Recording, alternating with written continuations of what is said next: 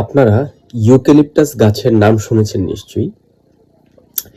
এই গাছটি ফলও দেয় না এবং ছায়াও দেয় না।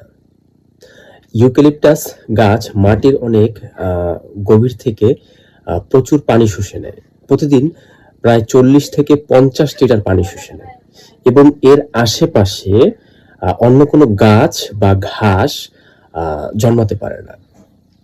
তবে এর উচ্চতা কিন্তু আকাশচুম্বী একটা দম্ভ প্রকাশ করে ঠিকই।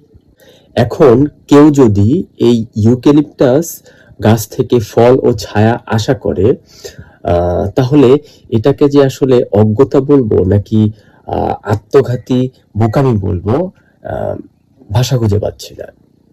যারা ছায়াহীন, ফলহীন, কাঠখোট্টা এই ইউক্যালিপটাস বৃক্ষের নিচে মুক্তি খোঁজে, তারা আসলে বৃক্ষ চেনে না। তারা মুক্তি খোঁজার নামে তাদের পরাধীনতাকে ক্রয় করছে। আর যারা বলে ইউক্যালিপটাস বৃক্ষ ফলও দেয়, ছায়াও দেয়, তাহলে বুঝতে হবে এখানে তাদের স্বার্থ আছে। আর সেই স্বার্থটা হচ্ছে আপনাকে পরাধীন রেখে তাদের স্থায়ী স্বার্থের বন্দোবস্ত করা, যাতে আপনার মাথায় লবণ রেখে বড়ই খেতে পারে। সুতরাং সাবধান।